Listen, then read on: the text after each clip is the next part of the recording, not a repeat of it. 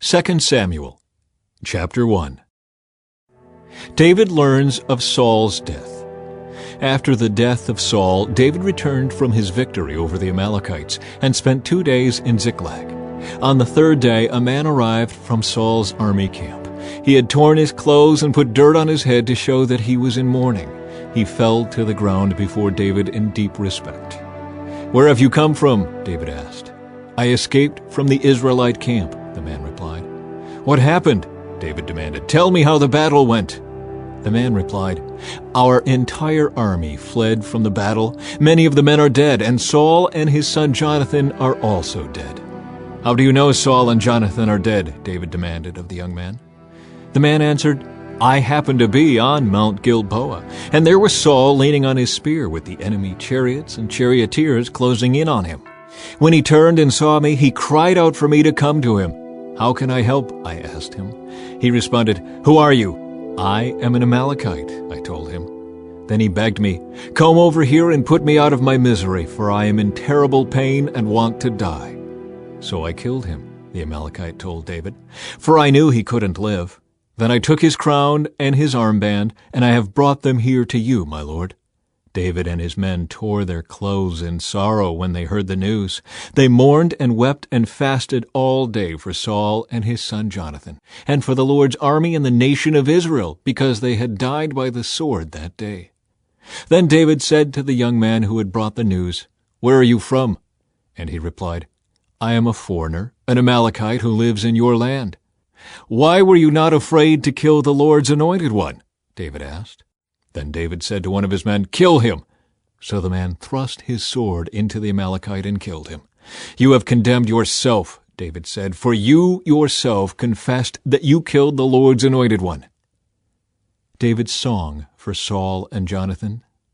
Then David composed a funeral song for Saul and Jonathan, and he commanded that it be taught to the people of Judah.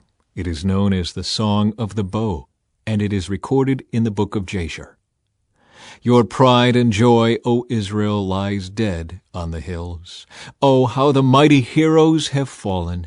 Don't announce the news in Gath. Don't proclaim it in the streets of Ashkelon, or the daughters of the Philistines will rejoice and the pagans will laugh in triumph.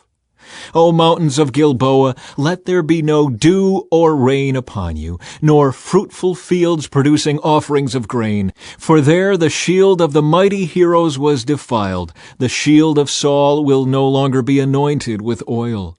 The bow of Jonathan was powerful, and the sword of Saul did its mighty work. They shed the blood of their enemies and pierced the bodies of mighty heroes. How beloved and gracious were Saul and Jonathan. They were together in life and in death. They were swifter than eagles, stronger than lions. O women of Israel, weep for Saul, for he dressed you in luxurious scarlet clothing, in garments decorated with gold. Oh, how the mighty heroes have fallen in battle. Jonathan lies dead on the hills. How I weep for you, my brother Jonathan. Oh, how much I loved you, and your love for me was deep, deeper than the love of women. Oh, how the mighty heroes have fallen. Stripped of their weapons, they lie dead. Chapter 2. David anointed king of Judah. After this, David asked the Lord, "Should I move back to one of the towns of Judah?" "Yes," the Lord replied. Then David asked, "Which town should I go to?" "To Hebron," the Lord answered. David's 2 wives were Ahinoam from Jezreel and Abigail, the widow of Nabal from Carmel. So David and his wives and his men and their families all moved to Judah, and they settled in the villages near Hebron. Then the men of Judah came to David and crowned him king over the people of Judah. When David heard that the men of Jabesh-Gilead had buried Saul, he sent them this message: "May the Lord bless you for being so loyal to your master Saul and giving him a decent burial. May the Lord be loyal to you in return and reward you with his unfailing love. And I, too, will reward you for what you have done. Now that Saul is dead, I ask you to be my strong and loyal subjects like the people of Judah, who have anointed me as their new king." Ishbosheth crowned king of Israel. But Abner, son of Ner, the commander of Saul's army, had already gone to Mahanaim with Saul's son Ishbosheth. There he proclaimed Ishbosheth king over Gilead, Jezreel, Ephraim, Benjamin, the land of the Asherites, and all the rest of Israel. Ishbosheth, Saul's son, was 40 years old when he became king, and he ruled from Mahanaim for 2 years. Meanwhile, the people of Judah remained loyal to David. David made Hebron his capital, and he ruled as king of Judah for 7.5 years. War between Israel and Judah. One day Abner led Ishbosheth's troops from Mahanaim to Gibeon. About the same time, Joab, son of Zeruiah, led David's troops out and met them at the pool of Gibeon. The two groups sat down there facing each other from opposite sides of the pool. Then Abner suggested to Joab, "Let's have a few of our warriors fight hand to hand here in front of us." "All right," Joab agreed. So 12 men were chosen to fight from each side, 12 men of Benjamin representing Ishbosheth, son of Saul, and 12 representing David. Each one grabbed his opponent by the hair and thrust his sword into the other's side so that all of them died. So this place at Gibeon has been known ever since as the Field of Swords. A fierce battle followed that day, and Abner and the men of Israel were defeated by the forces of David. The death of Asahel. Joab, Abishai, and Asahel, the 3 sons of Zeruiah, were among David's forces that day. Asahel could run like a gazelle, and he began chasing Abner. He pursued him relentlessly, not stopping for anything. When Abner looked back and saw him coming, he called out, "Is that you, Asahel?" "Yes, it is," he replied. "Go fight someone else," Abner warned. "Take on one of the younger men and strip him of his weapons." But Asahel kept right on chasing Abner. Again Abner shouted to him, "Get away from here! I don't want to kill you! How could I ever face your brother Joab again?" But Asahel refused to turn back. So Abner thrust the butt end of his spear through Asahel's stomach, and the spear came out through his back. He stumbled to the ground and died there. And everyone who came by that spot stopped and stood still when they saw Asahel lying there. When Joab and Abishai found out what had happened, they set out after Abner. The sun was just going down as they arrived at the hill of Ammah near Giah, along the road to the wilderness of Gibeon. Abner's troops from the tribe of Benjamin regrouped there at the top of the hill to take a stand.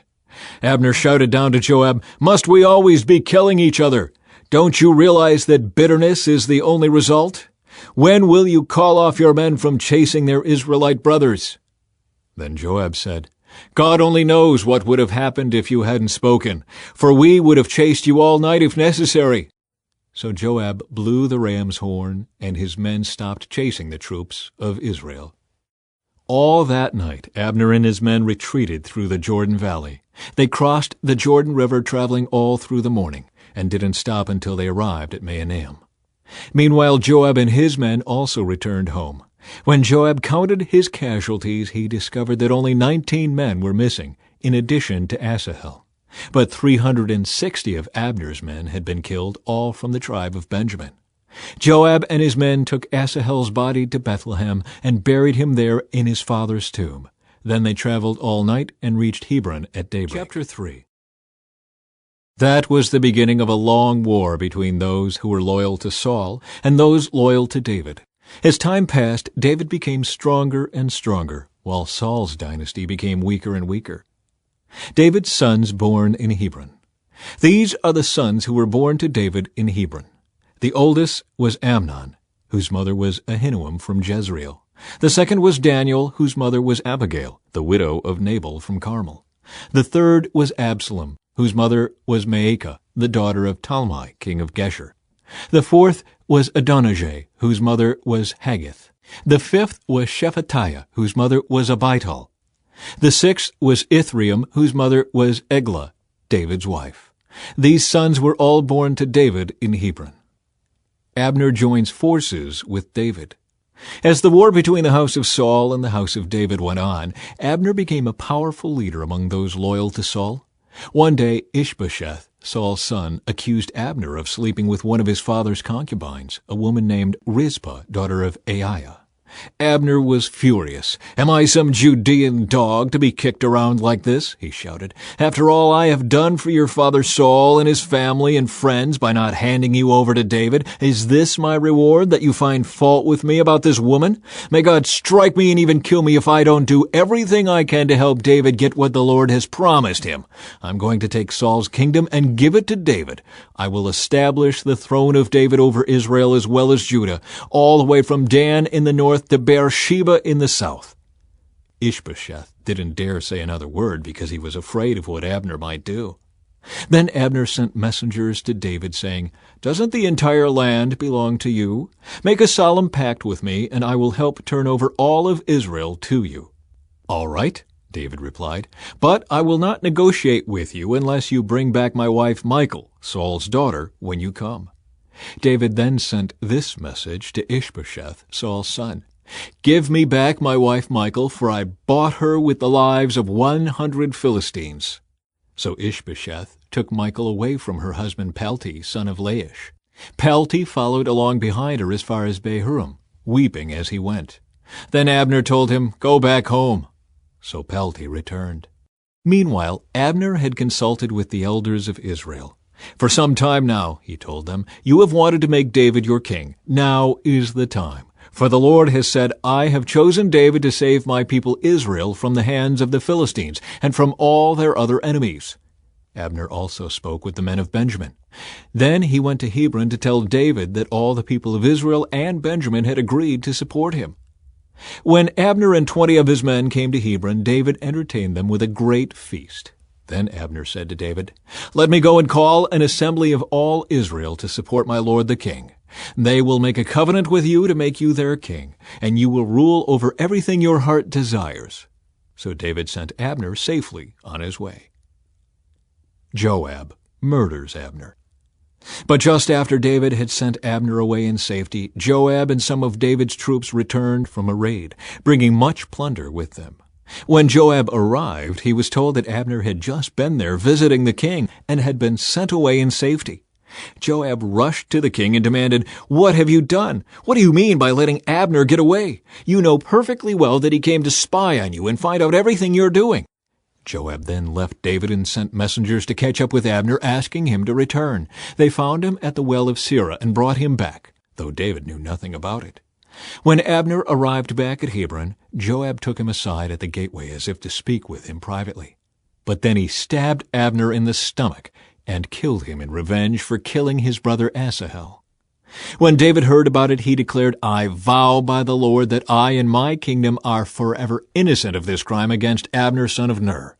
Joab and his family are the guilty ones. May the family of Joab be cursed in every generation with a man who has open sores or leprosy, or who walks on crutches, or dies by the sword, or begs for food." So Joab and his brother Abishai killed Abner because Abner had killed their brother Asahel at the battle of Gibeon. David mourns Abner's death. Then David said to Joab and all those who were with him, "Tear your clothes and put on burlap. Mourn for Abner." And King David himself walked behind the procession to the grave. They buried Abner in Hebron, and the king and all the people wept at his graveside. Then the king sang this funeral song for Abner. "Should Abner have died as fools die? Your hands were not bound, your feet were not chained. No, you were murdered, the victim of a wicked plot." All the people wept again for Abner. David had refused to eat anything on the day of the funeral, and now everyone begged him to eat. But David had made a vow, saying, "May God strike me and even kill me if I eat anything before sundown." This pleased the people very much. In fact, everything the king did pleased them. So everyone in Judah and all Israel understood that David was not responsible for Abner's murder. Then King David said to his officials, "Don't you realize that a great commander has fallen today in Israel? And even though I am the anointed king, these 2 sons of Zeruiah, Joab and Abishai, are too strong for me to control. So may the Lord repay these evil men for their evil deeds." Chapter 4. The murder of Ishbosheth. When Ishbosheth, Saul's son, heard about Abner's death at Hebron, he lost all courage, and all Israel became paralyzed with fear. Now there were 2 brothers, Baanah and Rechab, who were captains of Ishbosheth's raiding parties. They were sons of Rimmon, a member of the tribe of Benjamin who lived in Beeroth. The town of Beeroth is now part of Benjamin's territory because the original people of Beeroth fled to Gittaim, where they still live as foreigners. Saul's son Jonathan had a son named Mephibosheth, who was crippled as a child. He was 5 years old when the report came from Jezreel that Saul and Jonathan had been killed in battle. When the child's nurse heard the news, she picked him up and fled. But as she hurried away, she dropped him, and he became crippled. One day, Rechab and Baanah, the sons of Rimmon from Beeroth, went to Ishbosheth's house around noon as he was taking his midday rest. The doorkeeper, who had been sifting wheat, became drowsy and fell asleep. So Rechab and Baanah slipped past her. They went into the house and found Ishbosheth sleeping on his bed. They struck and killed him and cut off his head. Then, taking his head with them, they fled across the Jordan Valley through the night. When they arrived at Hebron, they presented Ishbosheth's head to David. "Look," they exclaimed to the king, "here is the head of Ishbosheth, the son of your enemy Saul, who tried to kill you. Today the Lord has given my lord the king revenge on Saul and his entire family." But David said to Rechab and Baanah, "The Lord who saves me from all my enemies is my witness. Someone once told me Saul is dead, thinking he was bringing me good news, but I seized him and killed him at Ziklag. That's the reward I gave him for his news. How much more should I reward evil men who have killed an innocent man in his own house and on his own bed? Shouldn't I hold you responsible for his blood and rid the earth of you?" So David ordered his young men to kill them, and they did. They cut off their hands and feet and hung their bodies beside the pool in Hebron. Then they took Ishbosheth's head and buried it in Abner's tomb in Hebron. Chapter 5. David becomes king of all Israel. Then all the tribes of Israel went to David at Hebron and told him, "We are your own flesh and blood. In the past, when Saul was our king, you were the one who really led the forces of Israel. And the Lord told you, 'You will be the shepherd of my people Israel. You will be Israel's leader.'" So there at Hebron, King David made a covenant before the Lord with all the elders of Israel, and they anointed him king of Israel. David was 30 years old when he began to reign, and he reigned 40 years in all. He had reigned over Judah from Hebron for 7 years and 6 months, and from Jerusalem he reigned over all Israel and Judah for 33 years. David captures Jerusalem. David then led his men to Jerusalem to fight against the Jebusites, the original inhabitants of the land who were living there. The Jebusites taunted David, saying, "You'll never get in here. Even the blind and lame could keep you out." For the Jebusites thought they were safe. But David captured the fortress of Zion, which is now called the City of David. On the day of the attack, David said to his troops, "I hate those lame and blind Jebusites. Whoever attacks them should strike by going into the city through the water tunnel." That is the origin of the saying, "The blind and the lame may not enter the house." So David made the fortress his home, and he called it the City of David. He extended the city, starting at the supporting terraces and working inward.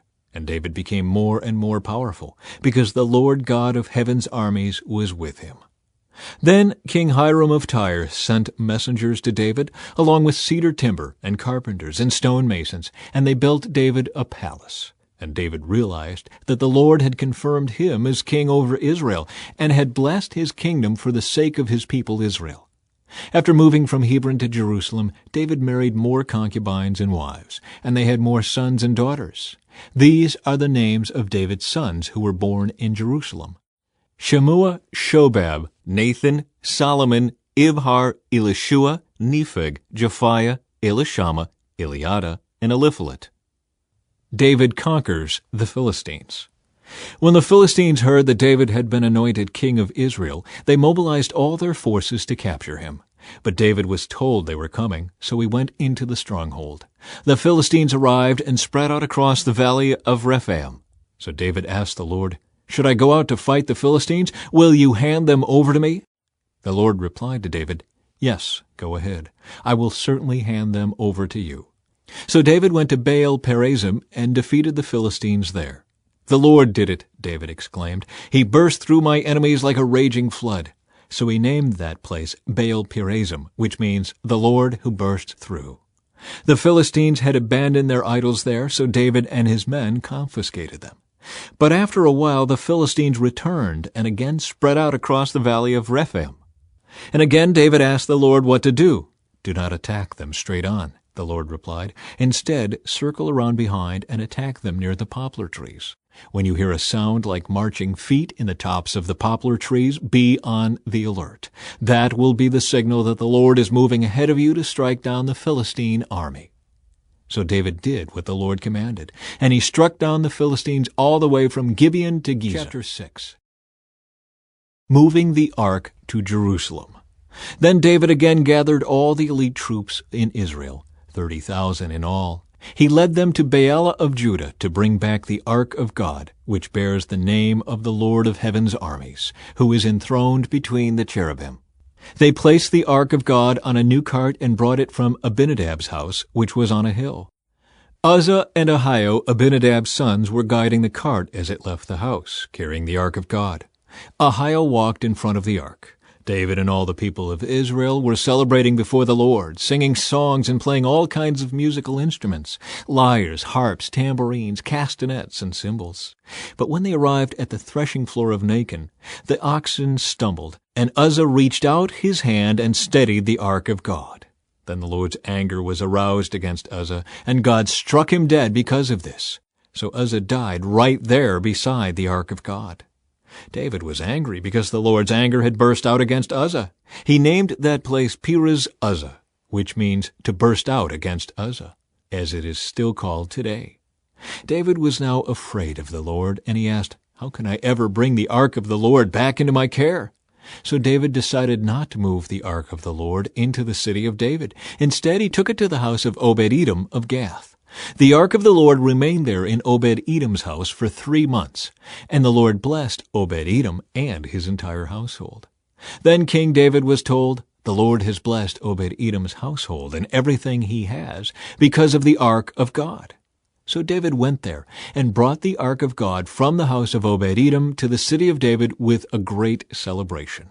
After the men who were carrying the ark of the Lord had gone 6 steps, David sacrificed a bull and a fattened calf. And David danced before the Lord with all his might, wearing a priestly garment. So David and all the people of Israel brought up the ark of the Lord with shouts of joy and the blowing of ram's horns. Michal's contempt for David.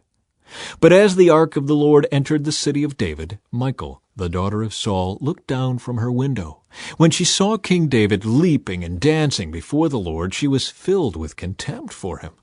They brought the ark of the Lord and set it in its place inside the special tent David had prepared for it. And David sacrificed burnt offerings and peace offerings to the Lord. When he had finished his sacrifices, David blessed the people in the name of the Lord of heaven's armies.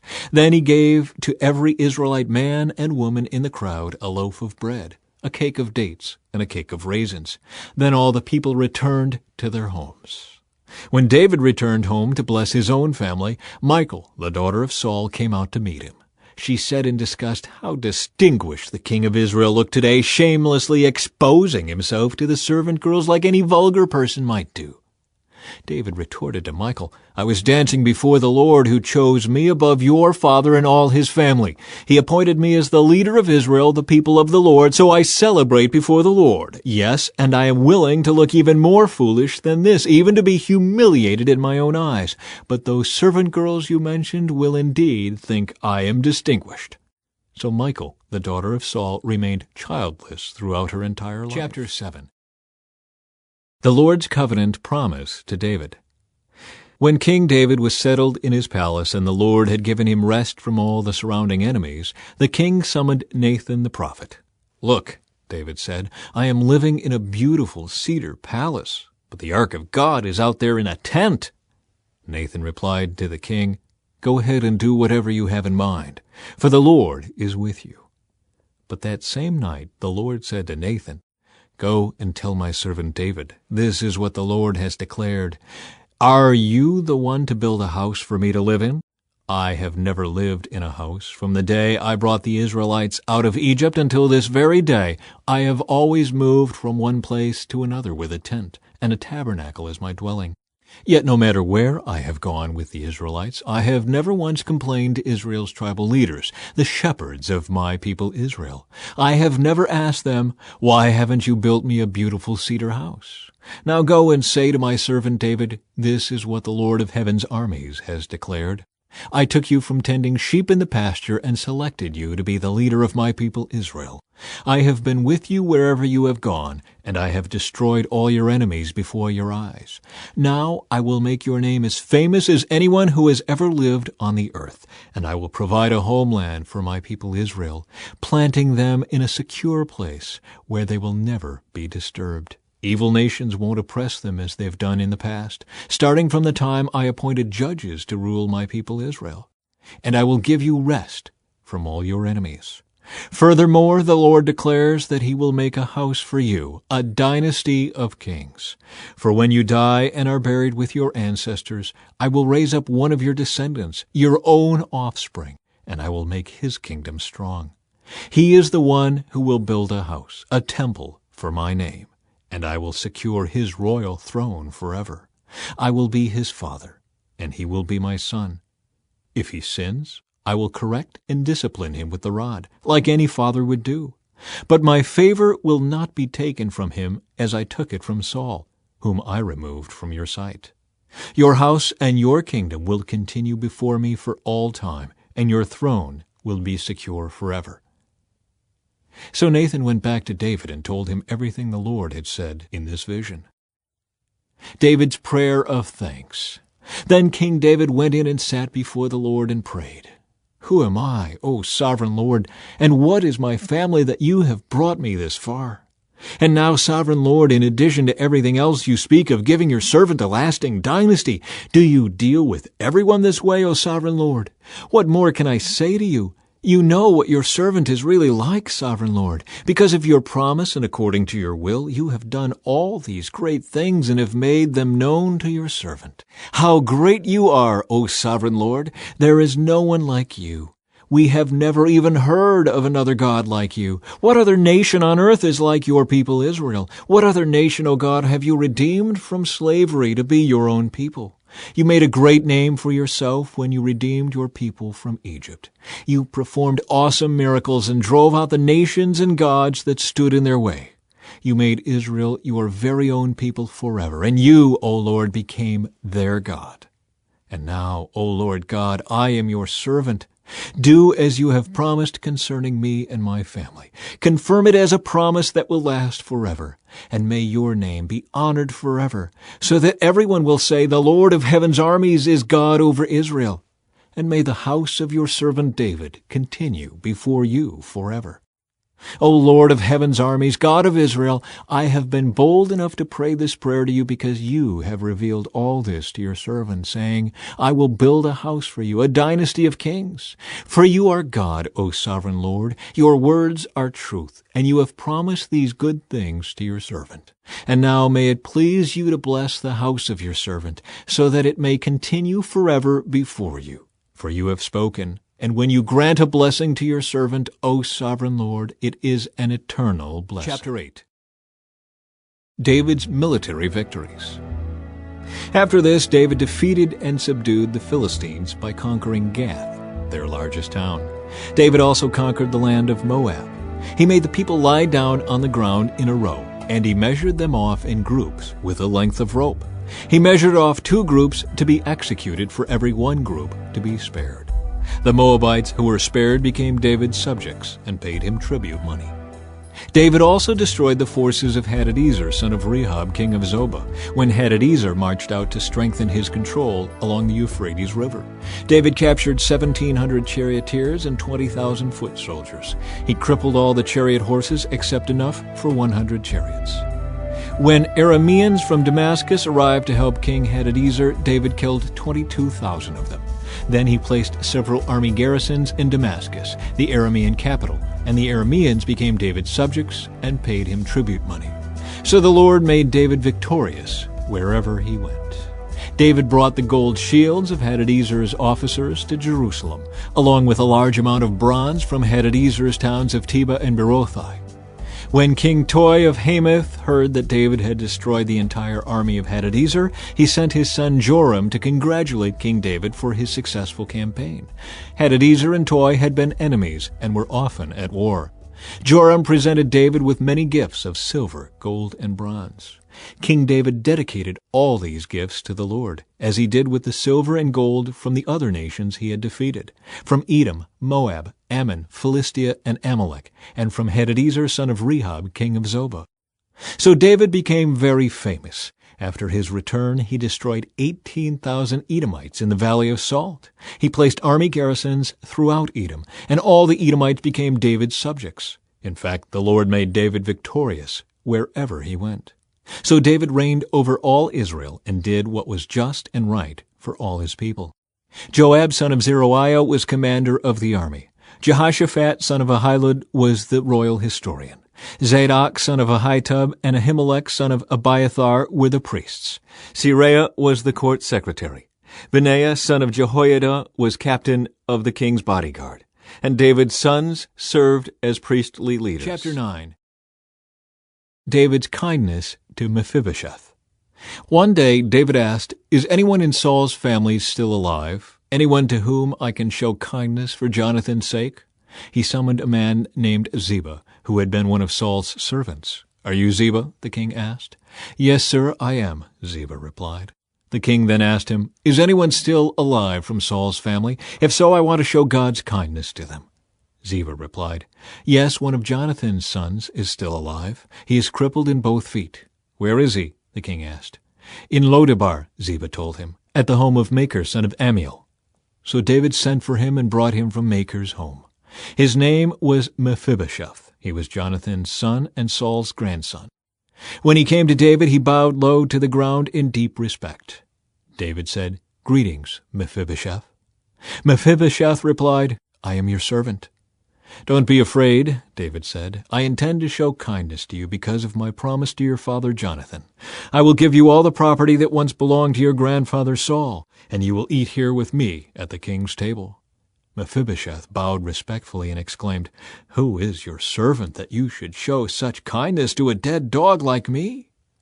Then the king summoned Saul's servant Ziba and said, "I have given your master's grandson everything that belonged to Saul and his family. You and your sons and servants are to farm the land for him to produce food for your master's household. But Mephibosheth, your master's grandson, will eat here at my table." Ziba had 15 sons and 20 servants. Ziba replied, "Yes, my lord the king, I am your servant, and I will do all that you have commanded."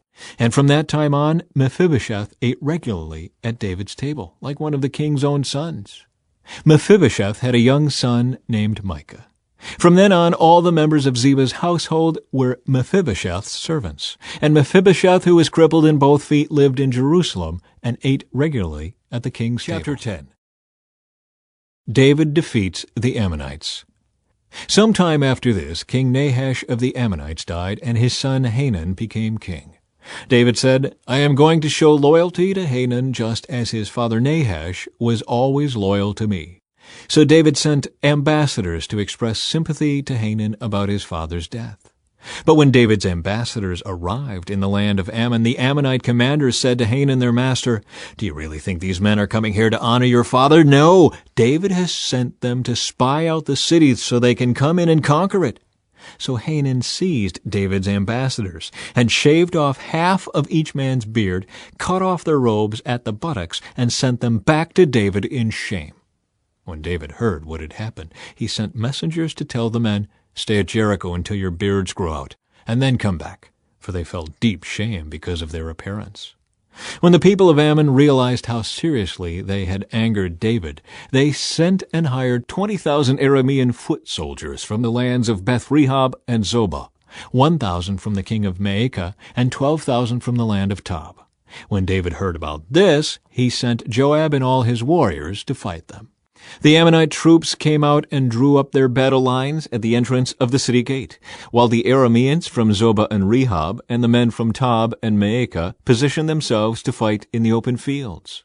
When Joab saw that he would have to fight on both the front and the rear, he chose some of Israel's elite troops and placed them under his personal command to fight the Arameans in the fields. He left the rest of the army under the command of his brother Abishai, who was to attack the Ammonites. "If the Arameans are too strong for me, then come over and help me," Joab told his brother. "And if the Ammonites are too strong for you, I will come and help you. Be courageous. Let us fight bravely for our people and the cities of our God. May the Lord's will be done." When Joab and his troops attacked, the Arameans began to run away. And when the Ammonites saw the Arameans running, they ran from Abishai and retreated into the city. After the battle was over, Joab returned to Jerusalem. The Arameans now realized that they were no match for Israel. So when they regrouped, they were joined by additional Aramean troops summoned by Hadadezer from the other side of the Euphrates River. These troops arrived at Helam under the command of Shobak, the commander of Hadadezer's forces. When David heard what was happening, he mobilized all Israel, crossed the Jordan River, and led the army to Helam. The Arameans positioned themselves in battle formation and fought against David. But again the Arameans fled from the Israelites. This time David's forces killed 700 charioteers and 40,000 foot soldiers, including Shobak, the commander of their army. When all the kings allied with Hadadezer saw that they had been defeated by Israel, they surrendered to Israel and became their subjects. After that, the Arameans were afraid to help the Ammonites. Chapter 11. David and Bathsheba. In the spring of the year, when kings normally go out to war, David sent Joab and the Israelite army to fight the Ammonites. They destroyed the Ammonite army and laid siege to the city of Rabbah. However, David stayed behind in Jerusalem. Late one afternoon, after his midday rest, David got out of bed and was walking on the roof of the palace. As he looked out over the city, he noticed a woman of unusual beauty taking a bath. He sent someone to find out who she was, and he was told, "She is Bathsheba, the daughter of Eliam, and the wife of Uriah the Hittite." Then David sent messengers to get her, and when she came to the palace, he slept with her. She had just completed the purification rites after having her menstrual period. Then she returned home. Later, when Bathsheba discovered that she was pregnant, she sent David a message saying, "I'm pregnant." Then David sent word to Joab, "Send me Uriah the Hittite." So Joab sent him to David. When Uriah arrived, David asked him how Joab and the army were getting along and how the war was progressing. Then he told Uriah, "Go on home and relax." David even sent a gift to Uriah after he had left the palace. But Uriah didn't go home. He slept that night at the palace entrance with the king's palace guard. When David heard that Uriah had not gone home, he summoned him and asked, "What's the matter? Why didn't you go home last night after being away for so long?" Uriah replied, "The ark and the armies of Israel and Judah are living in tents, and Joab and my master's men are camping in the open fields. How could I go home to wine and dine and sleep with my wife? I swear that I would never do such a thing." "Well, stay here today," David told him, "and tomorrow you may return to the army." So Uriah stayed in Jerusalem that day and the next. Then David invited him to dinner and got him drunk. But even then he couldn't get Uriah to go home to his wife. Again he slept at the palace entrance with the king's palace guard. David arranges for Uriah's death. So the next morning David wrote a letter to Joab and gave it to Uriah to deliver. The letter instructed Joab, "Station Uriah on the front lines where the battle is fiercest, then pull back so that he will be killed." So Joab assigned Uriah to a spot close to the city wall, where he knew the enemy's strongest men were fighting. And when the enemy soldiers came out of the city to fight, Uriah the Hittite was killed along with several other Israelite soldiers. Then Joab sent a battle report to David. He told his messenger, "Report all the news of the battle to the king."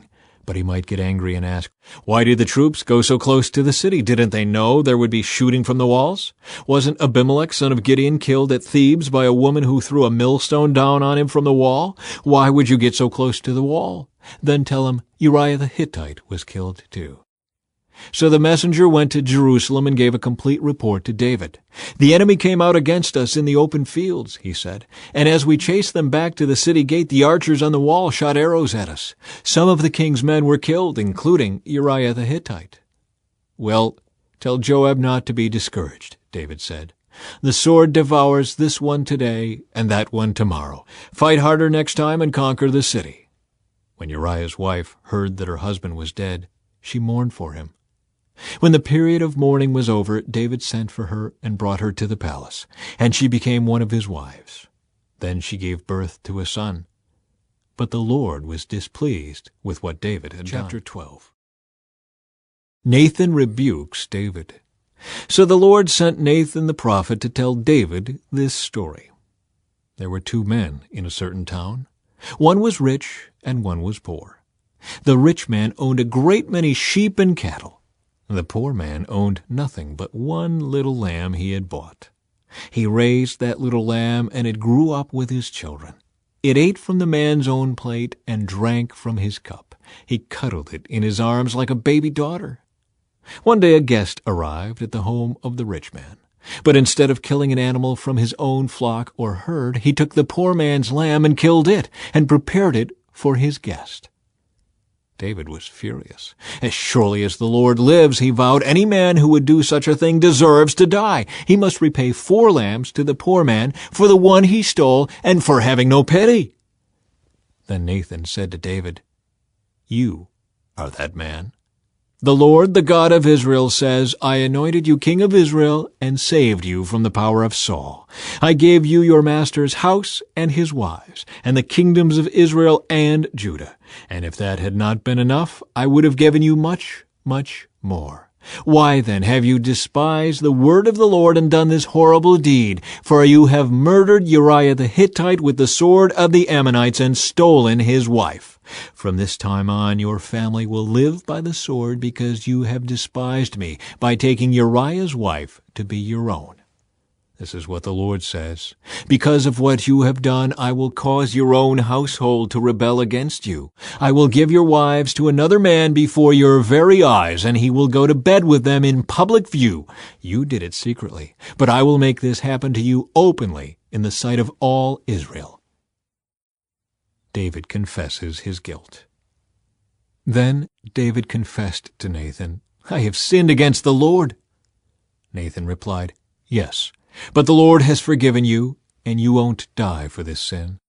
Nevertheless, because you have shown utter contempt for the Lord by doing this, your child will die."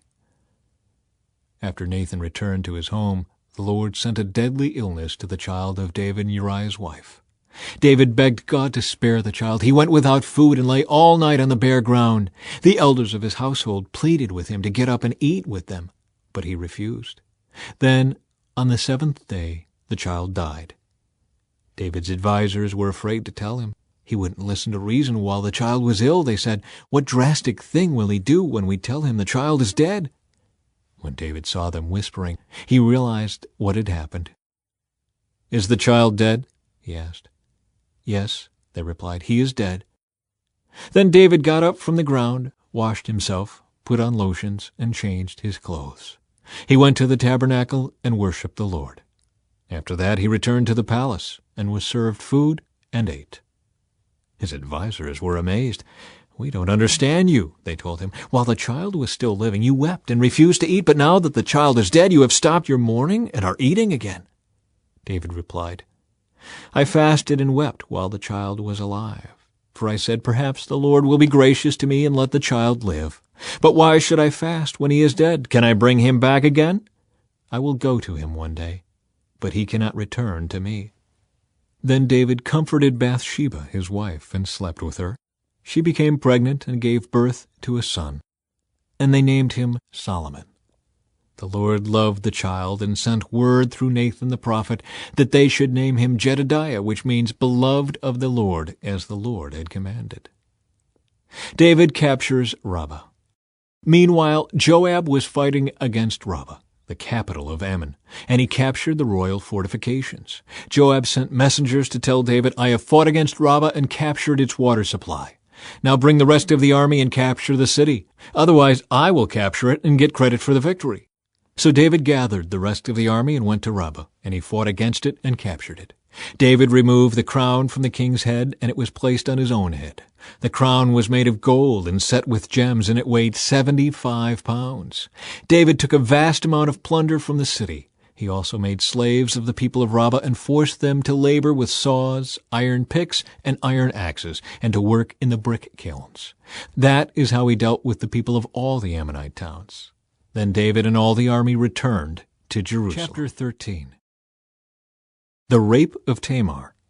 Now David's son Absalom had a beautiful sister named Tamar, and Amnon, her half-brother, fell desperately in love with her. Amnon became so obsessed with Tamar that he became ill. She was a virgin, and Amnon thought he could never have her. But Amnon had a very crafty friend, his cousin Jonadab. He was the son of David's brother Shimei. One day Jonadab said to Amnon, "What's the trouble? Why should the son of a king look so dejected morning after morning?" So Amnon told him, "I am in love with Tamar, my brother Absalom's sister." "Well," Jonadab said, "I'll tell you what to do. Go back to bed and pretend you are ill. When your father comes to see you, ask him to let Tamar come and prepare some food for you. Tell him you'll feel better if she prepares it as you watch and feeds you with her own hands." So Amnon lay down and pretended to be sick. And when the king came to see him, Amnon asked him, "Please let my sister Tamar come and cook my favorite dish as I watch. Then I can eat it from her own hands." So David agreed and sent Tamar to Amnon's house to prepare some food for him. When Tamar arrived at Amnon's house, she went to the place where he was lying down so he could watch her mix some dough. Then she baked his favorite dish for him. But when she set the serving tray before him, he refused to eat. "Everyone, get out of here," Amnon told his servants. So they all left. Then he said to Tamar, "Now bring the food into my bedroom and feed it to me here." So Tamar took his favorite dish to him. But as she was feeding him, he grabbed her and demanded, "Come to bed with me, my darling sister." "No, my brother," she cried. "Don't be foolish. Don't do this to me. Such wicked things aren't done in Israel. Where could I go in my shame? And you would be called one of the greatest fools in Israel. Please just speak to the king about it, and he will let you marry me." But Amnon wouldn't listen to her, and since he was stronger than she was, he raped her. Then suddenly Amnon's love turned to hate, and he hated her even more than he had loved her. "Get out of here," he snarled at her. "No, no," Tamar cried. "Sending me away now is worse than what you've already done to me." But Amnon wouldn't listen to her. He shouted for his servant and demanded, "Throw this woman out and lock the door behind her." So the servant put her out and locked the door behind her. She was wearing a long, beautiful robe, as was the custom in those days for the king's virgin daughters. But now Tamar tore her robe and put ashes on her head, and then, with her face in her hands, she went away crying. Her brother Absalom saw her and asked, "Is it true that Amnon has been with you?" "Well, my sister, keep quiet for now, since he's your brother. Don't you worry about it." So Tamar lived as a desolate woman in her brother Absalom's house. When King David heard what had happened, he was very angry. And though Absalom never spoke to Amnon about this, he hated Amnon deeply because of what he had done to his sister. Absalom's revenge on Amnon. 2 years later, when Absalom's sheep were being sheared at Baal-Hazor near Ephraim, Absalom invited all the king's sons to come to a feast. He went to the king and said, "My sheep shearers are now at work. Would the king and his servants please come to celebrate the occasion with me?"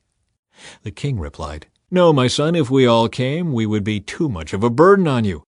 Absalom pressed him, but the king would not come, though he gave Absalom his blessing. "Well then," Absalom said, "if you can't come, how about sending my brother Amnon with us?" "Why Amnon?" the king asked. But Absalom kept on pressing the king until he finally agreed to let all his sons attend, including Amnon. So Absalom prepared a feast fit for a king. Absalom told his men, "Wait until Amnon gets drunk. Then at my signal, kill him. Don't be afraid, I'm the one who has given the command. Take courage and do it." So at Absalom's signal, they murdered Amnon. Then the other sons of the king jumped on their mules and fled. As they were on their way back to Jerusalem, this report reached David. "Absalom has killed all the king's sons. Not one is left alive." The king got up, tore his robe, and threw himself on the ground. His advisers also tore their clothes in horror and sorrow. But just then Jonadab, the son of David's brother Shimei, arrived and said, "No, don't believe that all the king's sons have been killed. It was only Amnon. Absalom has been plotting this ever since Amnon raped his sister Tamar. No, my lord the king, your sons aren't all dead. It was only Amnon." Meanwhile, Absalom escaped. Then the watchman on the Jerusalem wall saw a great crowd coming toward the city from the west. He ran to tell the king, "I see a crowd of people coming from the Horonaim road along the side of the hill." "Look," Jonadab told the king, "there they are now. The king's sons are coming, just as I said." They soon arrived, weeping and sobbing, and the king and all his servants wept bitterly with them. And David mourned many days for his son Amnon. Absalom fled to his grandfather Talmai, son of Ammihud, the king of Geshur. He stayed there in Geshur for 3 years, and King David, now reconciled to Amnon's death, longed to be reunited with his son Absalom. Chapter 14. Joab arranges for Absalom's return. Joab realized how much the king longed to see Absalom, so he sent for a woman from Tekoa who had a reputation for great wisdom. He said to her, "Pretend you are in mourning, wear mourning clothes, and don't put on lotions. Act like a woman who has been mourning for the dead for a long time. Then go to the king and tell him the story I am about to tell you." Then Joab told her what to say. When the woman from Tekoa approached the king, she bowed with her face to the ground in deep respect and cried out, "O king, help me!" "What's the trouble?" the king asked. "Alas, I am a widow," she replied. "My husband is dead. My 2 sons had a fight out in the field, and since no one was there to stop it, one of them was killed. Now the rest of the family is demanding, 'Let us have your son. We will execute him for murdering his brother. He doesn't deserve to inherit his family's property.' They want to extinguish the only coal I have left, and my husband's name and family will disappear from the face of the earth." "Leave it to me," the king told her. "Go home and I'll see to it that no one touches him." "Oh, thank you, my lord the king," the woman from Tekoa replied. "If you are criticized for helping me, let the blame fall on me and on my father's house, and let the king and his throne be innocent." "If anyone objects," the king said, "bring him to me. I can assure you he will never complain again." Then she said, "Please swear to me by the Lord your God that you won't let anyone take vengeance against my son. I want no more bloodshed." "As surely as the Lord lives," he replied, "not a hair on your son's head will be disturbed." "Please allow me to ask one more thing of my lord the king," she said. "Go ahead and speak," he responded. She replied, "Why don't you do as much for the people of God as you have promised to do for me? You have convicted yourself in making this decision because you have refused to bring home your own banished son. All of us must die eventually. Our lives are like water spilled out on the ground, which cannot be gathered up again. But God does not just sweep life away. Instead, He devises ways to bring us back when we have been separated from Him. I have come to plead with my lord the king because people have threatened me. I said to myself, perhaps the king will listen to me and rescue us from those who would cut us off from the inheritance God has given us. Yes, my lord the king will give us peace of mind again. I know that you are like an angel of God in discerning good from evil. May the Lord your God be with you."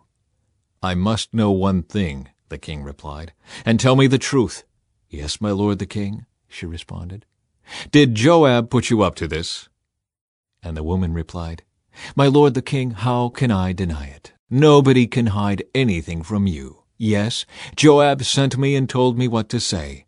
He did it to place the matter before you in a different light. But you are as wise as an angel of God, and you understand everything that happens among us." So the king sent for Joab and told him, "All right, go and bring back the young man Absalom." Joab bowed with his face to the ground in deep respect and said, "At last I know that I have gained your approval, my lord the king, for you have granted me this request." Then Joab went to Geshur and brought Absalom back to Jerusalem. But the king gave this order, "Absalom may go to his own house, but he must never come into my presence." So Absalom did not see the king. Absalom reconciled to David. Now Absalom was praised as the most handsome man in all Israel. He was flawless from head to foot. He cut his hair only once a year, and then only because it was so heavy. When he weighed it out, it came to 5 pounds. He had 3 sons and 1 daughter. His daughter's name was Tamar, and she was very beautiful. Absalom lived in Jerusalem for 2 years, but he never got to see the king. Then Absalom sent for Joab to ask him to intercede for him. But Joab refused to come. Absalom sent for him a second time, but again Joab refused to come. So Absalom said to his servants, "Go and set fire to Joab's barley field, the field next to mine." So they set his field on fire, as Absalom had commanded. Then Joab came to Absalom at his house and demanded, "Why did your servant set my field on fire?" And Absalom replied, "Because I wanted you to ask the king why he brought me back from Geshur if he didn't intend to see me. I might as well have stayed there. Let me see the king. If he finds me guilty of anything, then let him kill me." So Joab told the king what Absalom had said.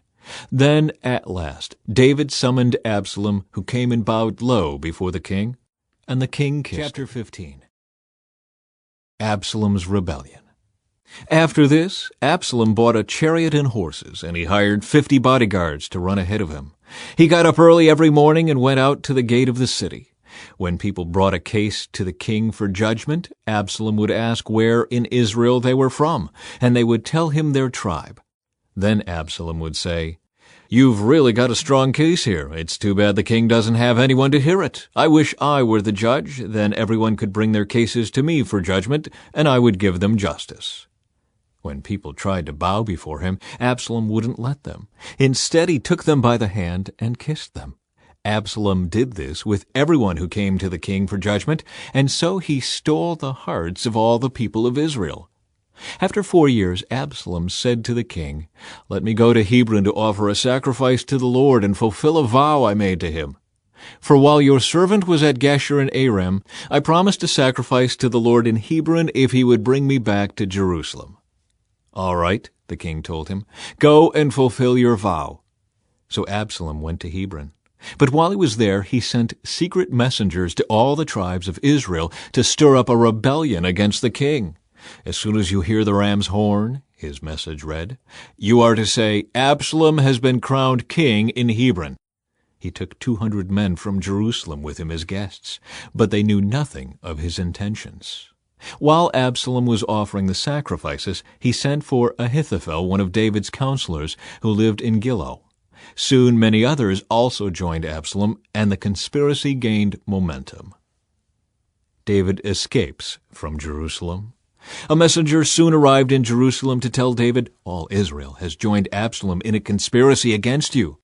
Then we must flee at once, or it will be too late." David urged his men, "Hurry! If we get out of the city before Absalom arrives, both we and the city of Jerusalem will be spared from disaster." "We are with you," his advisers replied. "Do what you think is best." So the king and all his household set out at once. He left no one behind except 10 of his concubines to look after the palace. The king and all his people set out on foot, pausing at the last house to let all the king's men move past to lead the way. There were 600 men from Gath who had come with David, along with the king's bodyguard. Then the king turned and said to Ittai, a leader of the men from Gath, "Why are you coming with us? Go on back to King Absalom, for you are a guest in Israel, a foreigner in exile. You arrived only recently, and should I force you today to wander with us? I don't even know where we will go. Go on back and take your kinsman with you, and may the Lord show you his unfailing love and faithfulness." But Ittai said to the king, "I vow by the Lord and by your own life that I will go wherever my lord the king goes, no matter what happens, whether it means life or death." David replied, "All right, come with us." So Ittai and all his men and their families went along. Everyone cried loudly as the king and his followers passed by. They crossed the Kidron Valley and then went out toward the wilderness. Zadok and all the Levites also came along, carrying the Ark of the Covenant of God. They set down the Ark of God, and Abiathar offered sacrifices until everyone had passed out of the city. Then the king instructed Zadok to take the Ark of God back into the city. "If the Lord sees fit," David said, "he will bring me back to see the Ark and the tabernacle again. But if he is through with me, then let him do what seems best to him." The king also told Zadok the priest, "Look, here is my plan. You and Abiathar should return quietly to the city with your son Ahimaaz and Abiathar's son Jonathan. I will stop at the shallows of the Jordan River and wait there for a report from you." So Zadok and Abiathar took the Ark of God back to the city and stayed there. David walked up the road to the Mount of Olives, weeping as he went. His head was covered and his feet were bare as a sign of mourning. And the people who were with him covered their heads and wept as they climbed the hill. When someone told David that his adviser Ahithophel was now backing Absalom, David prayed, "O Lord, let Ahithophel give Absalom foolish advice." When David reached the summit of the Mount of Olives where people worshipped God, Hushai the Archite was waiting there for him. Hushai had torn his clothing and put dirt on his head as a sign of mourning. But David told him, "If you go with me, you will only be a burden. Return to Jerusalem and tell Absalom, I will now be your adviser, O king, just as I was your father's adviser in the past. Then you can frustrate and counter Ahithophel's advice. Zadok and Abiathar the priests will be there. Tell them about the plans being made in the king's palace, and they will send their sons Ahimaaz and Jonathan to tell me what is going on." So David's friend Hushai returned to Jerusalem, getting there just as Absalom arrived. Chapter 16. David and Ziba. When David had gone a little beyond the summit of the Mount of Olives, Ziba, the servant of Mephibosheth, was waiting there for him. He had 2 donkeys loaded with 200 loaves of bread, 100 clusters of raisins, 100 bunches of summer fruit, and a wineskin full of wine. "What are these for?" the king asked Ziba. Ziba replied, "The donkeys are for the king's people to ride on, and the bread and summer fruit are for the young men to eat. The wine is for those who become exhausted in the wilderness." "And where is Mephibosheth, Saul's grandson?" the king asked him.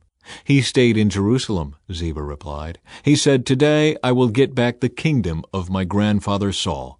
"In that case," the king told Ziba, "I give you everything Mephibosheth owns." "I bow before you," Ziba replied. "May I always be pleasing to you, my lord the king." Shimei curses David. As King David came to Bahurim, a man came out of the village cursing them. It was Shimei, son of Gera, from the same clan as Saul's family. He threw stones at the king and the king's officers and all the mighty warriors who surrounded him. "Get out of here, you murderer, you scoundrel!" he shouted at David. "The Lord is paying you back for all the bloodshed in Saul's clan. You stole his throne, and now the Lord has given it to your son Absalom.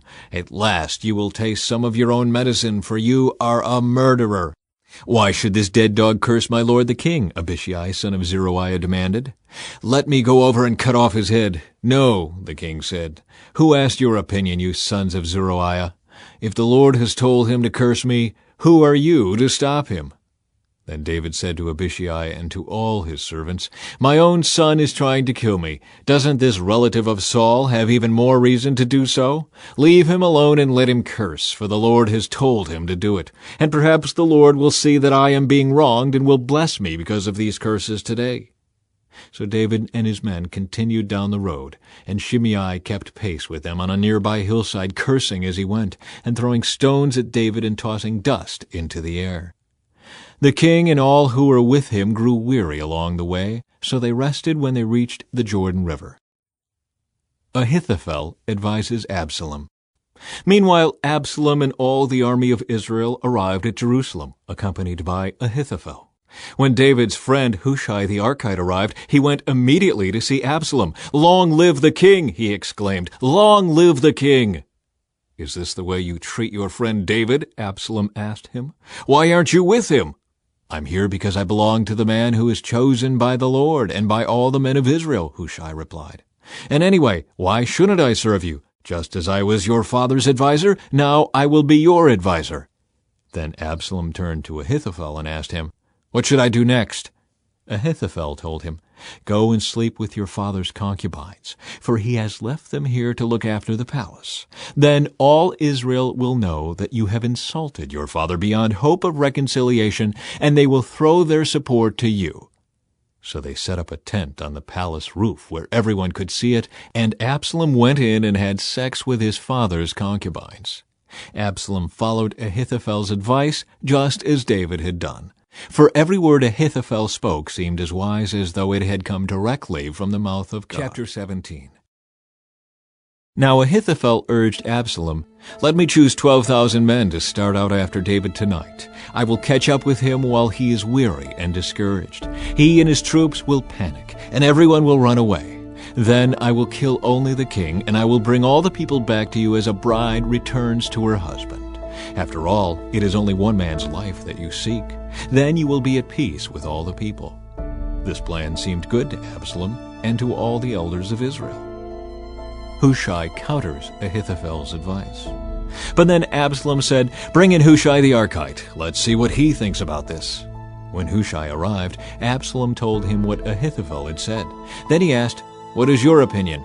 Should we follow Ahithophel's advice? If not, what do you suggest?"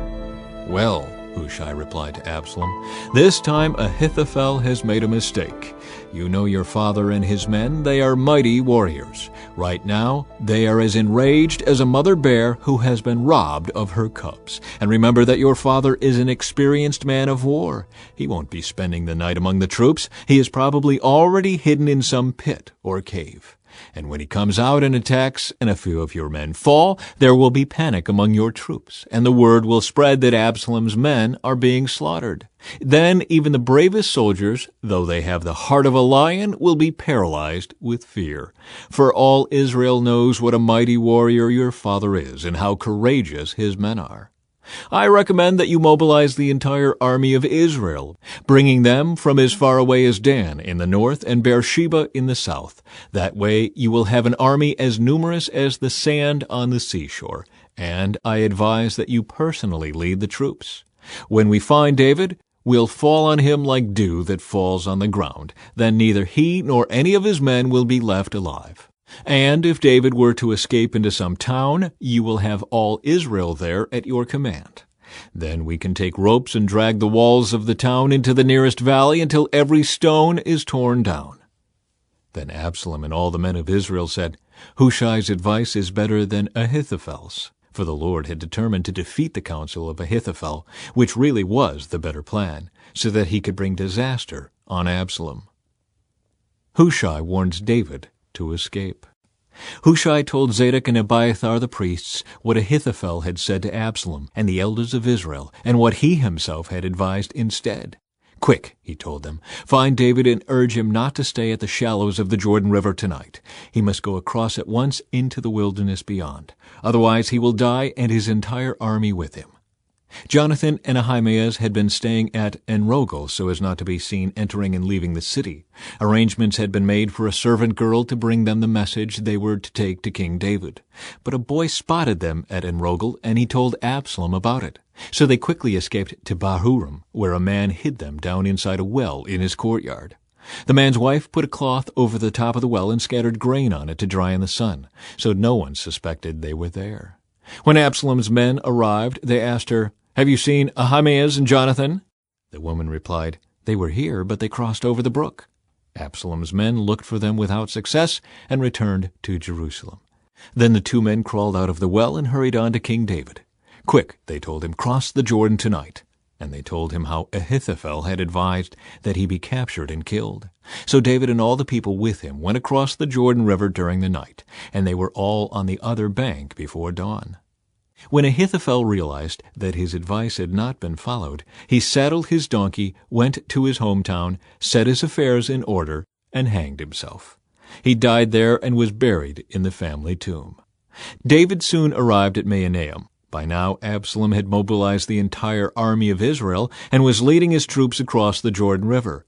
Absalom had appointed Amasa as commander of his army, replacing Joab, who had been commander under David. Amasa was Joab's cousin. His father was Jether, an Ishmaelite. His mother, Abigail, daughter of Nahash, was the sister of Joab's mother, Zeruiah. Absalom and the Israelite army set up camp in the land of Gilead. When David arrived at Mahanaim, he was warmly greeted by Shobai, son of Nahash, who came from Rabbah of the Ammonites, and by Makir, son of Amiel from Lodebar, and by Barzillai of Gilead from Rogelim. They brought sleeping mats, cooking pots, serving bowls, wheat and barley, flour and roasted grain, beans, lentils, honey, butter, sheep, goats, and cheese for David and those who were with him. For they said, "You must all be very hungry and tired and thirsty after your long march through the wilderness." Chapter 18. Absalom's defeat and death. David now mustered the men who were with him and appointed generals and captains to lead them. He sent the troops out in 3 groups, placing one group under Joab, one under Joab's brother Abishai, son of Zeruiah, and one under Ittai, the man from Gath. The king told his troops, "I am going out with you." But his men objected strongly. "You must not go," they urged. "If we have to turn and run, and even if half of us die, it will make no difference to Absalom's troops. They will be looking only for you. You are worth 10,000 of us, and it is better that you stay here in the town and send help if we need it." "If you think that's the best plan, I'll do it," the king answered. So he stood alongside the gate of the town as all the troops marched out in groups of hundreds and of thousands. And the king gave this command to Joab, Abishai, and Ittai, "For my sake, deal gently with young Absalom." And all the troops heard the king give this order to his commanders. So the battle began in the forest of Ephraim, and the Israelite troops were beaten back by David's men. There was a great slaughter that day, and 20,000 men laid down their lives. The battle raged all across the countryside, and more men died because of the forest than were killed by the sword. During the battle, Absalom happened to come upon some of David's men. He tried to escape on his mule, but as he rode beneath the thick branches of a great tree, his hair got caught in the tree. His mule kept going and left him dangling in the air.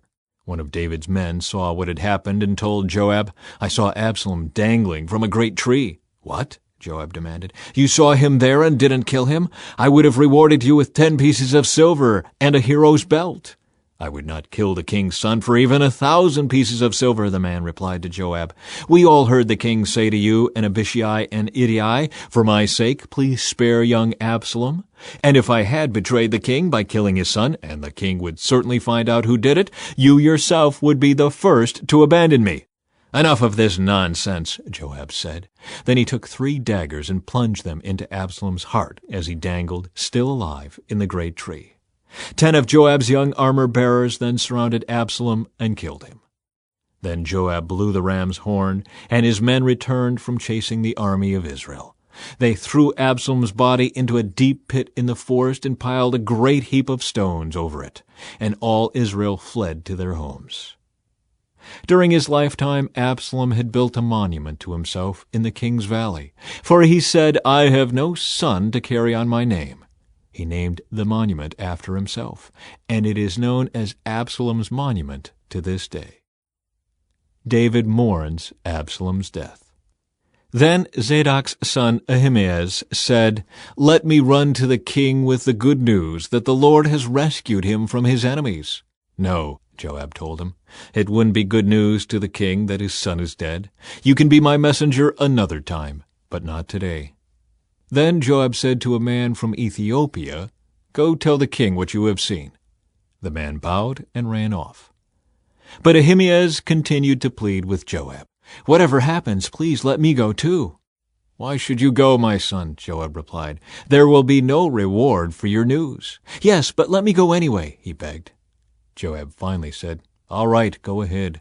So Ahimaaz took the less demanding route by way of the plain and ran to Mahanaim ahead of the Ethiopian. While David was sitting between the inner and outer gates of the town, the watchman climbed to the roof of the gateway by the wall. As he looked, he saw a lone man running toward them. He shouted the news down to David, and the king replied, "If he is alone, he has news." As the messenger came closer, the watchman saw another man running toward them. He shouted down, "Here comes another one." The king replied, "He also will have news."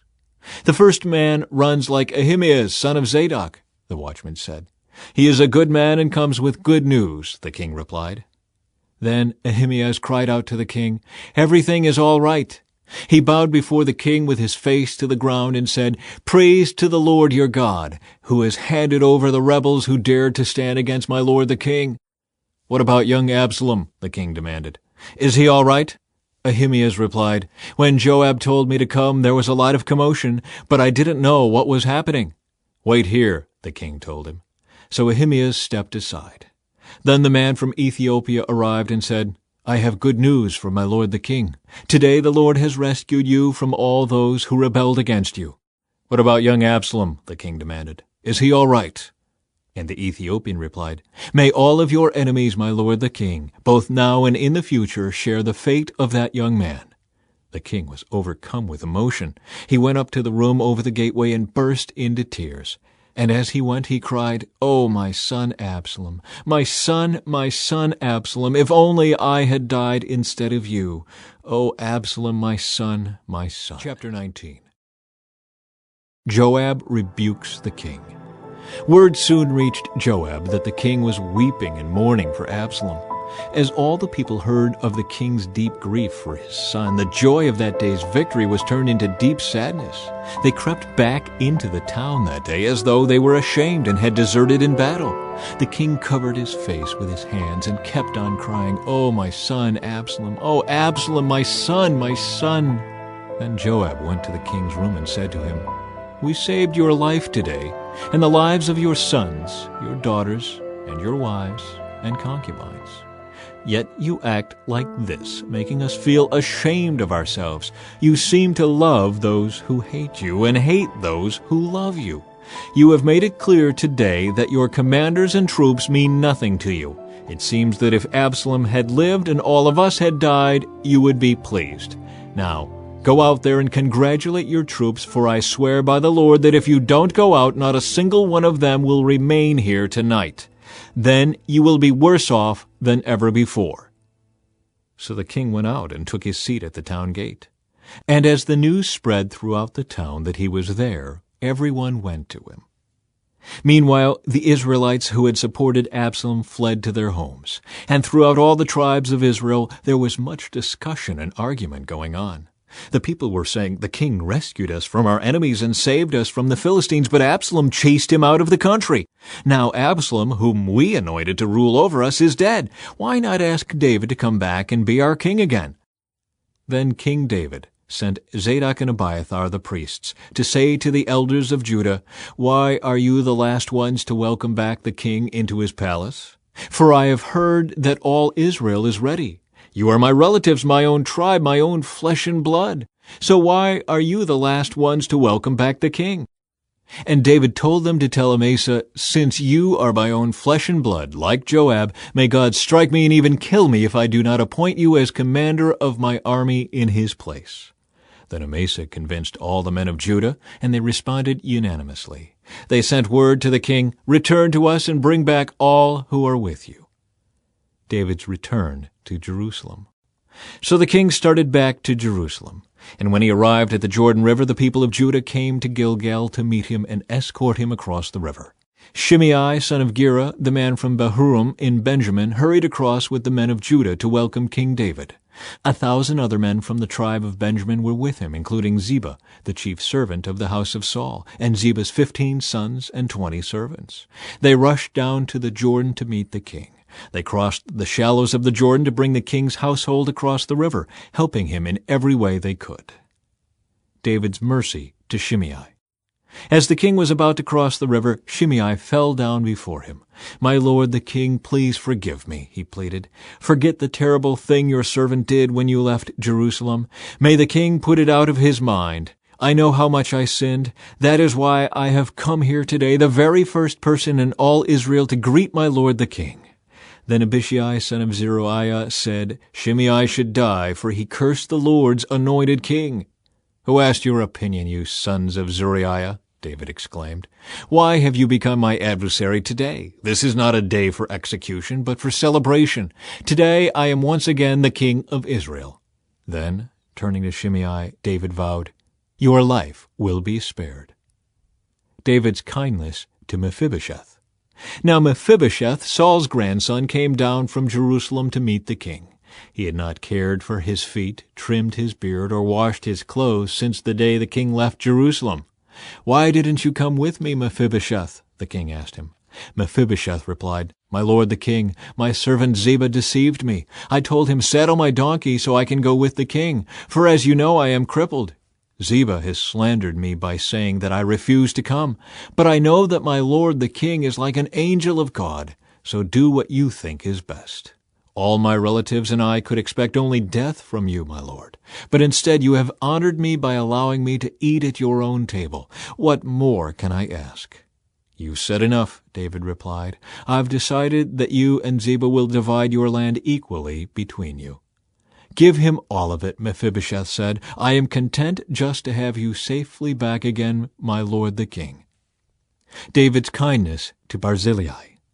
Barzillai of Gilead had come down from Rogelim to escort the king across the Jordan. He was very old, about 80, and very wealthy. He was the one who had provided food for the king during his stay in Mahanaim. "Come across with me and live in Jerusalem," the king said to Barzillai. "I will take care of you there." "No," he replied, "I am far too old to go with the king to Jerusalem. I am 80 years old today, and I can no longer enjoy anything. Food and wine are no longer tasty, and I cannot hear the singers as they sing. I would only be a burden to my lord the king. Just to go across the Jordan River with the king is all the honor I need. Then let me return again to die in my own town, where my father and mother are buried. But here is your servant, my son Kimham. Let him go with my lord the king and receive whatever you want to give him." "Good," the king agreed. "Kimham will go with me, and I will help him in any way you would like, and I will do for you anything you want." So all the people crossed the Jordan with the king. After David had blessed Barzillai and kissed him, Barzillai returned to his own home. The king then crossed over to Gilgal, taking Kimham with him. All the troops of Judah and half the troops of Israel escorted the king on his way. An argument over the king. But all the men of Israel complained to the king, "The men of Judah stole the king and didn't give us the honor of helping take you, your household, and all your men across the Jordan." The men of Judah replied, "The king is one of our own kinsmen. Why should this make you angry? We haven't eaten any of the king's food or received any special favors." "But there are 10 tribes in Israel," the others replied, "so we have 10 times as much right to the king as you do. What right do you have to treat us with such contempt? Weren't we the first to speak of bringing him back to be our king again?"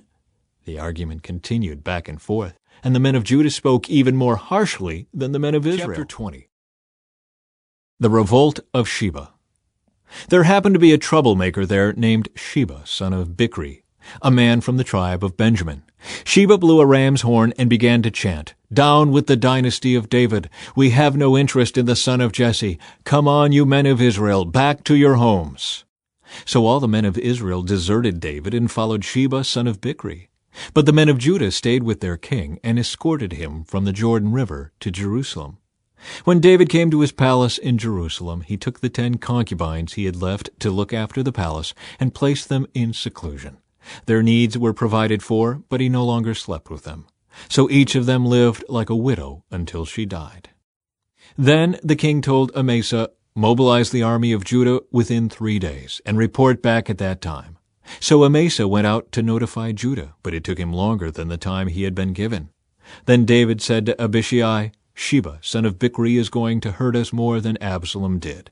Quick, take my troops and chase after him before he gets into a fortified town where we can't reach him." So Abishai and Joab, together with the king's bodyguard and all the mighty warriors, set out from Jerusalem to go after Sheba. As they arrived at the great stone in Gibeon, Amasa met them. Joab was wearing his military tunic with a dagger strapped to his belt. As he stepped forward to greet Amasa, he slipped the dagger from its sheath. "How are you, my cousin?" Joab said, and took him by the beard with his right hand as though to kiss him. Amasa didn't notice the dagger in his left hand, and Joab stabbed him in the stomach with it so that his insides gushed out onto the ground. Joab did not need to strike again, and Amasa soon died. Joab and his brother Abishai left him lying there and continued after Sheba. One of Joab's young men shouted to Amasa's troops, "If you are for Joab and David, come and follow Joab." But Amasa lay in his blood in the middle of the road, and Joab's man saw that everyone was stopping to stare at him. So he pulled him off the road into a field and threw a cloak over him. With Amasa's body out of the way, everyone went on with Joab to capture Sheba, son of Bichri. Meanwhile, Sheba traveled through all the tribes of Israel and eventually came to the town of Abel-Beth-Maacah. All the members of his own clan, the Bichrites, assembled for battle and followed him into the town. When Joab's forces arrived, they attacked Abel-Beth-Maacah. They built a siege ramp against the town's fortifications and began battering down the wall. But a wise woman in the town called out to Joab, "Listen to me, Joab. Come over here so I can talk to you." As he approached, the woman asked, "Are you Joab?" "I am," he replied. So she said, "Listen carefully to your servant." "I'm listening," he said. Then she continued, "There used to be a saying, if you want to settle an argument, ask advice at the town of Abel. I am one who is peace-loving and faithful in Israel, but you are destroying an important town in Israel. Why do you want to devour what belongs to the Lord?" And Joab replied, "Believe me, I don't want to devour or destroy your town. That's not my purpose. All I want is a man named Sheba, son of Bichri, from the hill country of Ephraim, who has revolted against King David. If you hand over this one man to me, I will leave the town in peace." "All right," the woman replied. "We will throw his head over the wall to you." Then the woman went to all the people with her wise advice, and they cut off Sheba's head and threw it out to Joab. So he blew the ram's horn and called his troops back from the attack. They all returned to their homes, and Joab returned to the king at Jerusalem. Now Joab was the commander of the army of Israel. Benaiah, son of Jehoiada, was captain of the king's bodyguard. Adoniram was in charge of the labor force. Jehoshaphat, son of Ahilud, was the royal historian. Sheva was the court secretary. Zadok and Abiathar were the priests. And Ira, a descendant of Jair, was David's personal priest. Chapter 21. David avenges the Gibeonites. There was a famine during David's reign that lasted for 3 years. So David asked the Lord about it, and the Lord said, "The famine has come because Saul and his family are guilty of murdering the Gibeonites." So the king summoned the Gibeonites. They were not part of Israel, but were all that was left of the nation of the Amorites. The people of Israel had sworn not to kill them, but Saul, in his zeal for Israel and Judah, had tried to wipe them out. David asked them, "What can I do for you? How can I make amends so that you will bless the Lord's people again?" "Well, money can't settle this matter between us and the family of Saul," the Gibeonites replied. "Neither can we demand the life of anyone in Israel." "What can I do then?" David asked. "Just tell me, and I will do it for you." Then they replied, "It was Saul who planned to destroy us, to keep us from having any place at all in the territory of Israel. So let 7 of Saul's sons be handed over to us, and we will execute them before the Lord at Gibeon on the mountain of the Lord." "All right," the king said. "I will do it." The king spared Jonathan's son Mephibosheth, who was Saul's grandson, because of the oath David and Jonathan had sworn before the Lord. But he gave them Saul's 2 sons, Armoni and Mephibosheth, whose mother was Rizpah, daughter of Aiah. He also gave them the 5 sons of Saul's daughter Merab, the wife of Adriel, son of Barzillai, from Maholah. The men of Gibeon executed them on the mountain before the Lord. So all 7 of them died together at the beginning of the barley harvest. Then Rizpah, daughter of Aiah, the mother of 2 of the men, spread burlap on a rock and stayed there the entire harvest season. She prevented the scavenger birds from tearing at their bodies during the day and stopped wild animals from eating them at night. When David learned what Rizpah, Saul's concubine, had done, he went to the people of Jabesh-Gilead and retrieved the bones of Saul and his son Jonathan. When the Philistines had killed Saul and Jonathan on Mount Gilboa, the people of Jabesh-Gilead stole their bodies from the public square of Bethshan, where the Philistines had hung them. So David obtained the bones of Saul and Jonathan, as well as the bones of the men the Gibeonites had executed.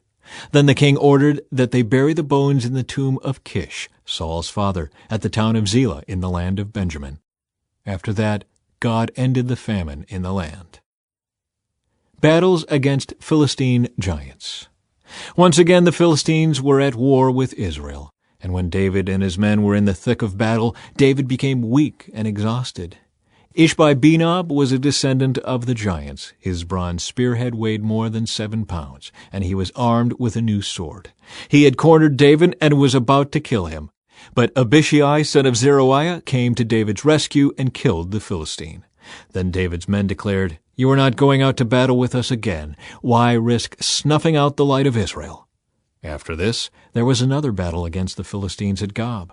As they fought, Sibbecai from Husha killed Saph, another descendant of the giants. During another battle at Gob, Elhanan, son of Jair from Bethlehem, killed the brother of Goliath of Gath. The handle of his spear was as thick as a weaver's beam. In another battle with the Philistines at Gath, they encountered a huge man with 6 fingers on each hand and 6 toes on each foot, 24 in all, who was also a descendant of the giants. But when he defied and taunted Israel, he was killed by Jonathan, the son of David's brother Shimei. These 4 Philistines were descendants of the giants of Gath, but David and his warriors killed them. Chapter 22. David's Song of Praise. David sang this song to the Lord on the day the Lord rescued him from all his enemies and from Saul.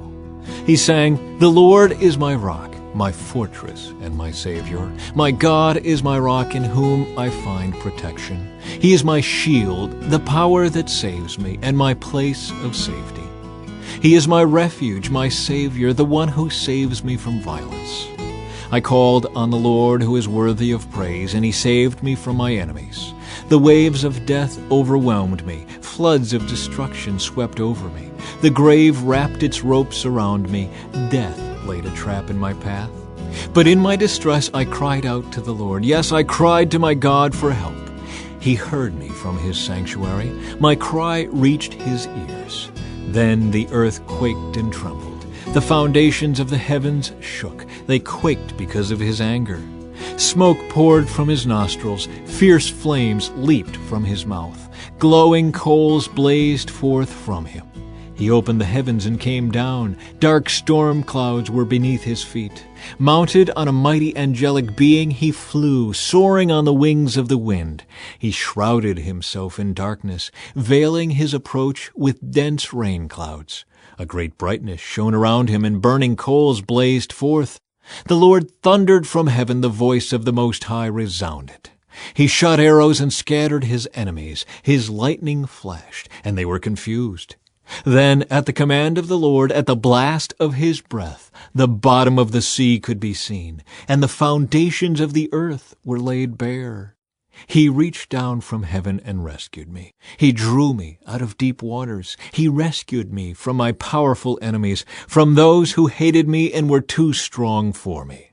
They attacked me at a moment when I was in distress, but the Lord supported me. He led me to a place of safety. He rescued me because he delights in me.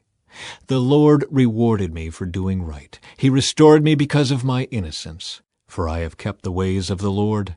I have not turned from my God to follow evil. I have followed all his regulations. I have never abandoned his decrees. I am blameless before God. I have kept myself from sin. The Lord rewarded me for doing right. He has seen my innocence. To the faithful you show yourself faithful. To those with integrity you show integrity. To the pure you show yourself pure, but to the wicked you show yourself hostile. You rescue the humble, but your eyes watch the proud and humiliate them. O Lord, you are my lamp. The Lord lights up my darkness. In your strength I can crush an army. With my God I can scale any wall. God's way is perfect. All the Lord's promises prove true. He is a shield for all who look to him for protection. For who is God except the Lord? Who but our God is a solid rock? God is my strong fortress, and he makes my way perfect. He makes me as sure-footed as a deer, enabling me to stand on mountain heights. He trains my hands for battle. He strengthens my arm to draw a bronze bow. You have given me your shield of victory. Your help has made me great. You have made a wide path for my feet to keep them from slipping. I chased my enemies and destroyed them. I did not stop until they were conquered. I consumed them. I struck them down so they did not get up. They fell beneath my feet. You have armed me with strength for the battle. You have subdued my enemies under my feet. You placed my foot on their necks. I have destroyed all who hated me. They looked for help, but no one came to their rescue. They even cried to the Lord, but he refused to answer. I ground them as fine as the dust of the earth. I trampled them in the gutter like dirt. You gave me victory over my accusers. You preserved me as the ruler over nations. People I don't even know now serve me. Foreign nations cringe before me. As soon as they hear of me, they submit. They all lose their courage and come trembling from their strongholds. The Lord lives. Praise to my rock. May God, the rock of my salvation, be exalted. He is the God who pays back those who harm me. He brings down the nations under me and delivers me from my enemies. You hold me safe beyond the reach of my enemies. You save me from violent opponents. For this, O Lord, I will praise you among the nations. I will sing praises to your name. You give great victories to your king. You show unfailing love to your anointed, to David and all his descendants forever. Chapter 23. David's last words. These are the last words of David. David the son of Jesse speaks. David the man who was raised up so high. David the man anointed by the God of Jacob. David the sweet psalmist of Israel. The Spirit of the Lord speaks through me. His words are upon my tongue. The God of Israel spoke. The Rock of Israel said to me, the one who rules righteously, who rules in the fear of God, is like the light of morning at sunrise, like a morning without clouds, like the gleaming of the sun on new grass after rain. Is it not my family God has chosen? Yes, he has made an everlasting covenant with me. His agreement is arranged and guaranteed in every detail. He will ensure my safety and success. But the godless are like thorns to be thrown away, for they tear the hand that touches them. One must use iron tools to chop them down. They will be totally consumed by fire. David's mightiest warriors. These are the names of David's mightiest warriors. The first was Jashobeam the Hakmonite, who was the leader of the three mightiest warriors among David's men. He once used his spear to kill 800 enemy warriors in a single battle. Next in rank among the three was Eleazar son of Dodai, a descendant of Ahoah. Once Eleazar and David stood together against the Philistines when the entire Israelite army had fled. He killed Philistines until his hand was too tired to lift his sword, and the Lord gave him a great victory that day. The rest of the army did not return until it was time to collect the plunder. Next in rank was Shammah son of Agi from Harar. One time the Philistines gathered at Lehi and attacked the Israelites in a field full of lentils. The Israelite army fled, but Shammah held his ground in the middle of the field and beat back the Philistines. So the Lord brought about a great victory. Once during the harvest, when David was at the cave of Adullam, the Philistine army was camped in the valley of Rephaim. The three, who were among the 30, an elite group among David's fighting men, went down to meet him there. David was staying in the stronghold at the time, and a Philistine detachment had occupied the town of Bethlehem. David remarked longingly to his men, "Oh, how I would love some of that good water from the well by the gate in Bethlehem." So the three broke through the Philistine lines, drew some water from the well by the gate in Bethlehem, and brought it back to David. But he refused to drink it. Instead, he poured it out as an offering to the Lord. "The Lord forbid that I should drink this," he exclaimed. "This water is as precious as the blood of these men who risked their lives to bring it to me." So David did not drink it. These are examples of the exploits of the three. David's 30 mighty men. Abishai, son of Zeruiah, the brother of Joab, was the leader of the 30. He once used his spear to kill 300 enemy warriors in a single battle. It was by such feats that he became as famous as the three. Abishai was the most famous of the 30 and was their commander, though he was not one of the three. There was also Benaiah, son of Jehoiada, a valiant warrior from Kabzeel. He did many heroic deeds, which included killing 2 champions of Moab. Another time, on a snowy day, he chased a lion down into a pit and killed it. Once, armed only with a club, he killed a great Egyptian warrior who was armed with a spear. Benaiah wrenched the spear from the Egyptian's hand and killed him with it. Deeds like these made Benaiah as famous as the 3 mightiest warriors. He was more honored than the other members of the 30, though he was not one of the 3. And David made him captain of his bodyguard. Other members of the 30 included Asahel, Joab's brother, Elhanan, son of Dodo from Bethlehem, Shammah from Herod, Elika from Herod, Helez from Pelon, Ira son of Ikesh from Tekoa, Abiezer from Anathoth, Sibbecai from Husha, Zalmon from Ahoah, Maharai from Netophah, Heled son of Baanah from Netophah, Ithai son of Ribai from Gibeah in the land of Benjamin, Benaiah from Pirathon, Hurai from Nael-Gaash, Abi-Alban from Arabah, Asmaveth from Bahurim, Eliabah from Shaalban, the sons of Jashan, Jonathan son of Shagi from Harar, Ahiam son of Shear from Har, Eliphalet son of Ahasbai from Maacah, Eliam son of Ahithophel from Gilo, Hezro from Carmel, Pearai from Arba, Igal son of Nathan from Zobah, Bani from Gad, Zelek from Ammon, Naharai from Beeroth, Joab's armor-bearer, Ira from Jatir, Gareb from Jatir, Uriah the Hittite. There were 37 in all. Chapter 24. David takes a census. Once again the anger of the Lord burned against Israel, and he caused David to harm them by taking a census. "Go and count the people of Israel and Judah," the Lord told him.